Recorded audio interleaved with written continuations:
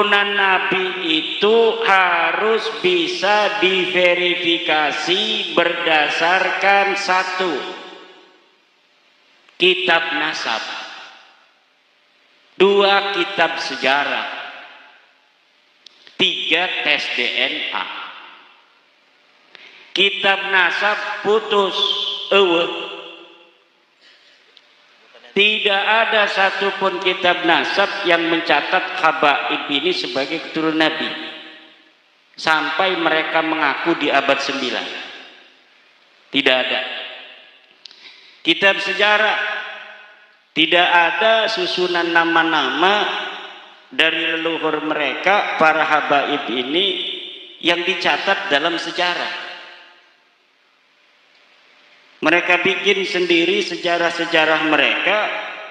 Katanya seorang imam, seorang mujtahid mutlak, seorang waliullah. Tapi ketika diteliti di dalam kitab-kitab yang ada pada zamannya masing-masing, tidak ada. Secara tes DNA melenceng kemana-mana. Tes DNA-nya keluarga Nabi yang ada sekarang keturunan J1, dia tes DNA-nya G, golf, gatel.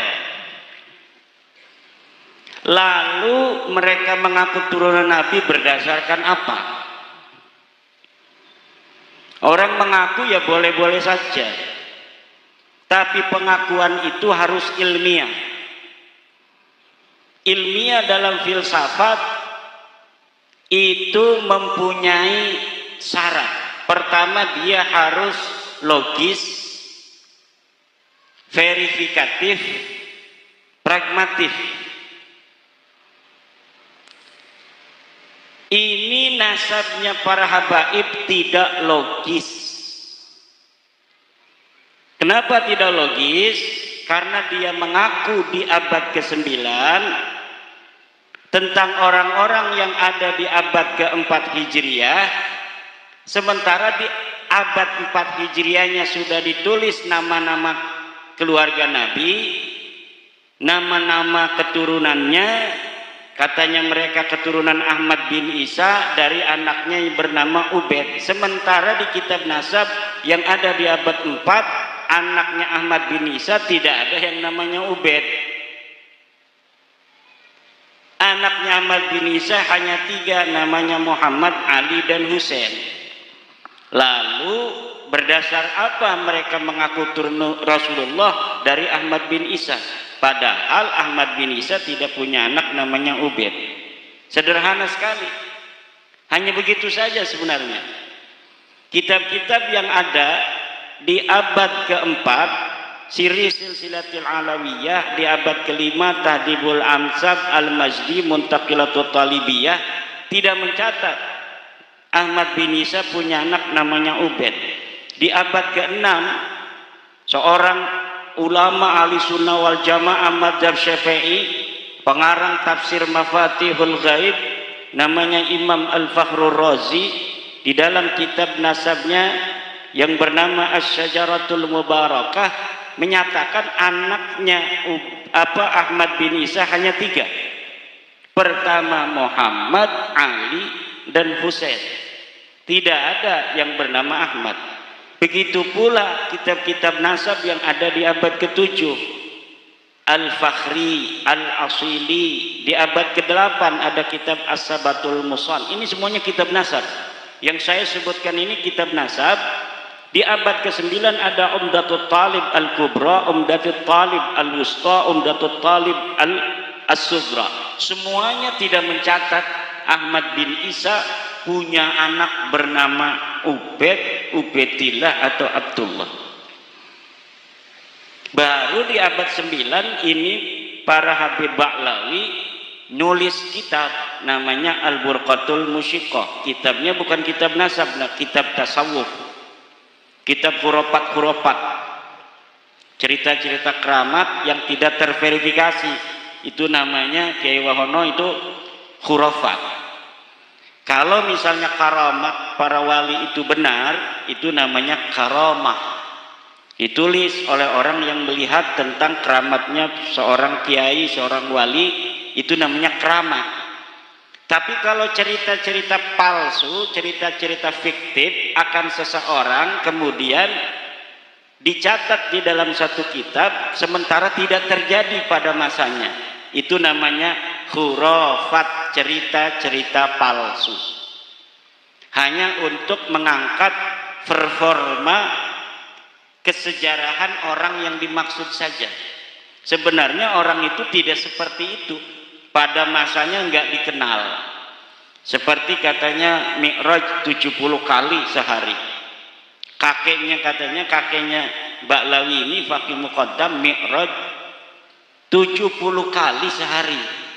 Itu tidak rasional, yang pertama. Yang kedua, pada masanya hidupnya Fakih Muqaddam ini, dia hidup di abad ke-7 Hijriah, 653 Hijriah dia wafat.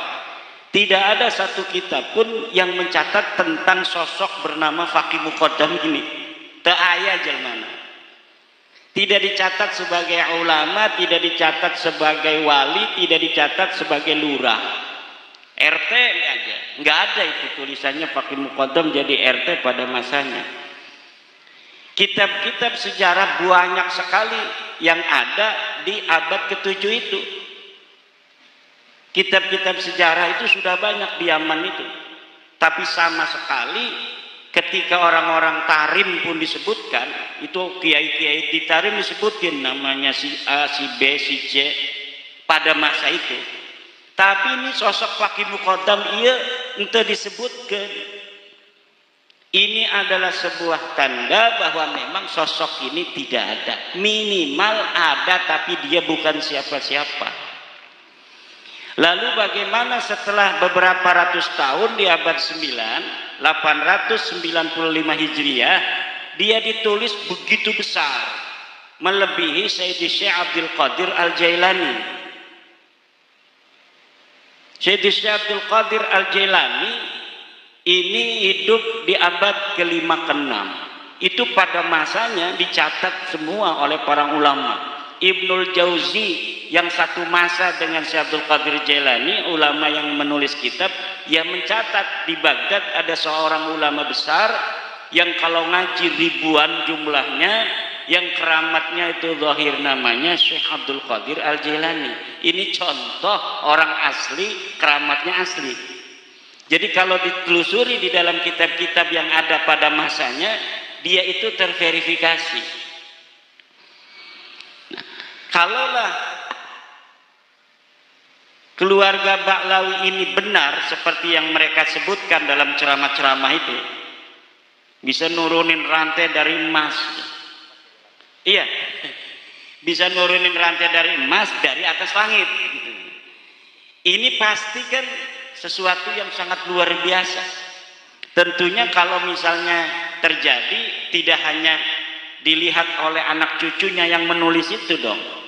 Karena kan dari langit di atas banyak yang lihat.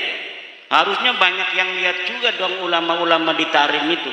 Sedangkan di Tarim banyak sekali ulama-ulama dari keluarga Bafadal, dari keluarga Al-Khatib, dari keluarga-keluarga lainnya. Kenapa yang lainnya itu menulis kitab tapi tidak mendeteksi adanya rantai turun dari langit yang terbuat dari emas?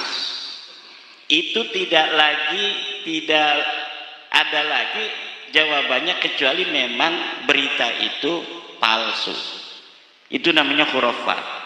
Itu dari ilmu sejarah tidak terverifikasi, ilmu nasab tidak terverifikasi, ilmu filsafat tidak terverifikasi, karena filsafat harus logis tadi kan, harus logis, verifikatif.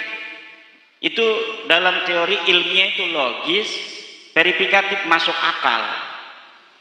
Kalau tidak masuk akal sebuah sejarah itu tidak ilmiah namanya. Kalau tidak ilmiah itu namanya apa? Cerita saja. Al-khabar, information.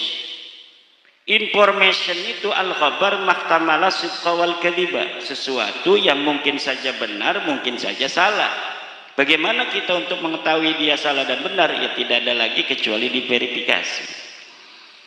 Teu aya cenah eta syarat-syarat kitab-kitab eta pokona geus suro istifadah geus bae. Lamun wis sura istifadah ya wis sah. Sekarang kan sudah sura istifadah. Sura istifadah itu artinya populer. Sampun viral. Wis viral para habib iki turunan nabi kan. Itu sudah katanya, kata Hanif Alatas. Kalau sudah surah istifadah ya sudah katanya. Harus diterima sebagai turun nabi. Nggak bisa bos. Nggak bisa. Surah istifadah itu dalam ilmu nasab itu ada definisinya, ada syarat-syaratnya. Kata Ibnu Hajar Al-Asqalani mengatakan, innan nasaba mimma yasbutu bil istifadati illa ayyasbuta ma yukhalifu. Nasab itu memang termasuk sesuatu yang bisa untuk ditetapkan dengan popularitas. Cukup populer saja bahwa Kiai Suparman anaknya Kiai Ahmad.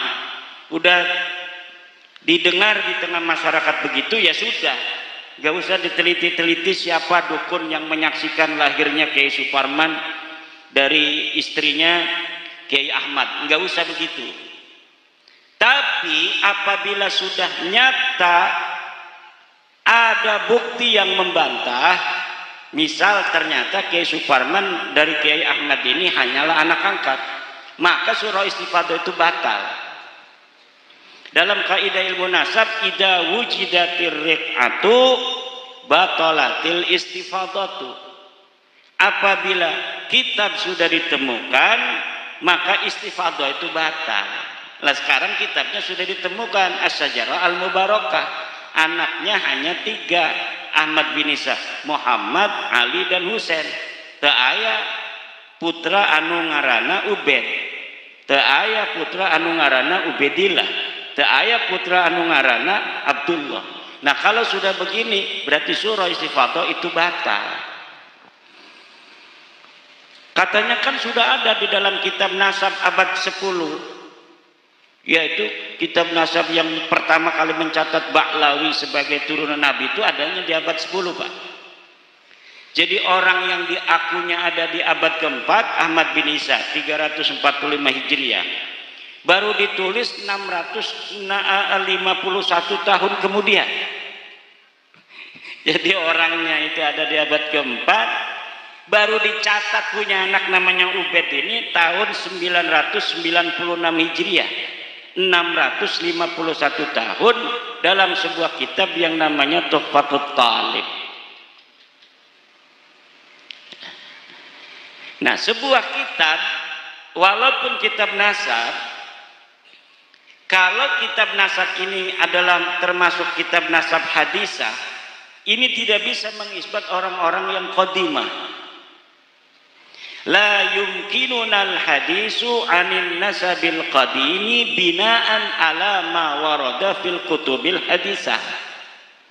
Kata ahli nasab itu dalam kitab Usulu Ilmil Ansab, bahwa la yumkinunal hadis, kita tidak mungkin berbicara anin nasabil qadim, tentang nasab yang sudah jauh di abad keempat, binaan berdasarkan alama waroda fil kutubil hadisah, dengan berdasarkan kitab-kitab yang ada di tahun-tahun yang baru seperti 900 Hijriah, abad 9 Hijriah. Tidak bisa.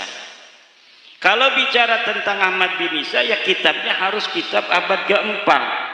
Kalau tidak ada yang paling dekat, kalau tidak ada yang agak dekat, kalau tidak ada yang agak dekat berikutnya. Demikian cara bekerja ilmu sejarah dan ilmu nasab. Kalau misalnya abad ke-10 ini disebutkan yang namanya Ahmad bin Isa punya anak Ubed, tidak ada kitab yang menentang di abad sebelumnya, ini tidak jadi soal. Dalam ilmu nasab, dalam ilmu sejarah itu disebut argumentium ex silentio, yaitu kita memegang sebuah historiografi sejarah berdasarkan data yang kita temukan paling dekat dengan masa kejadian.